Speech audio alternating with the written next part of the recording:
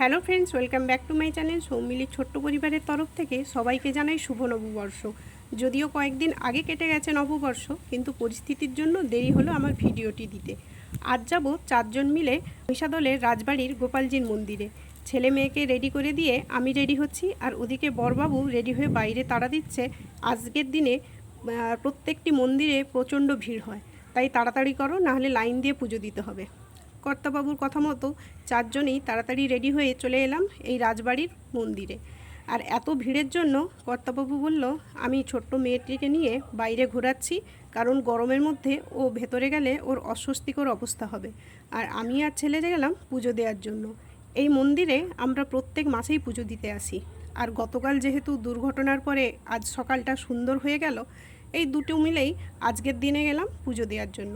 মন্দিরটি প্রায়ই সুন্দর করে সাজানো হয়, রাজবাড়ির মন্দির বলে কথা।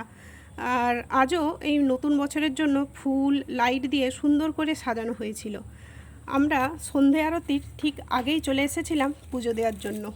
এই মন্দিরটি এত সুন্দর করে সাজিয়েছিল, দেখুন কত ভালো লাগছিল। আর এইখানে এই বাচ্চা মেয়েটি আমাদেরকে মাতিয়ে রেখেছিল, কারণ ও আমার ছেলেকে ধরে বলছে, দাদা তুমি আমার বাড়ি চলো, আমার বাড়ি থাকবে, আমার বাড়িতে আমার সঙ্গে খেলা করবে। ওর মাকে বলল, তুই খুব দুষ্টুমি করিস, তোকে রেখে আমি দাদাকে নিয়ে চলে যাব। ও ঘুরতে ঘুরতে চন্দন পরিয়ে দিচ্ছে, আর ছেলেকে বলছে তুমি আমার সঙ্গে ওইখানে বসে খেলবে চলো। যাই হোক, কিছুক্ষণ ওর সঙ্গে কাটালাম।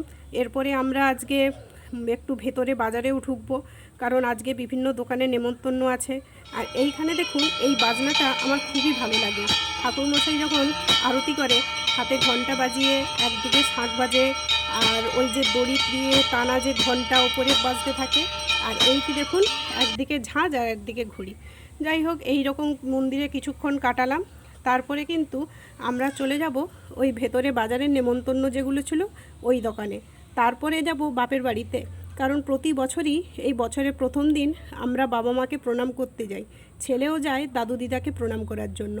মহিষাদলে মানে বছরের প্রথম দিন কি দুর্গাপুজো বোঝা খুবই মুশকিল। দোকানগুলো এত সুন্দর করে সাজানো ছিল, ভিড়ের জন্য খুব বেশি ফটো তুলতে পারিনি। আর ওখানে কাজকর্ম মিটিয়ে এই যে মিষ্টির প্যাকেট কিছু নিয়ে বাপের বাড়ি থেকে আমরা বাড়ি ফিরে এসেছিলাম। সকালে ফোন পাওয়ার পরে দিদি, জামাইবাবু, ভাগনা সবাই এসেছিল। খুবই আনন্দ করে মজা করে কাটিয়েছি। খারাপটা কিছুটা সকালবেলা গেলেও পুরো সকালটা কিন্তু খারাপভাবে কাটেনি। আর সন্ধেবেলাটা আরও দ্বিগুণ আনন্দ করে কাটিয়েছি, কারণ আজকের দিনে বরবাবু বাড়িতে থাকবে, আর 4 জনে মিলে একটু ঘোরাঘুরি করব, আনন্দ হবে না তা কখনো হয়? যাই হোক, আমার জীবনে যা দুর্ঘটনা ঘটে গেছে কারোর জীবনে এমন না ঘটুক, এই আশা করে ভগবানকে জানিয়ে ভিডিওটি আজকে শেষ করলাম। আপনারা সাবস্ক্রাইব করতে, লাইক করতে ভুলবেন না। আজ তবে আসি, টাটা।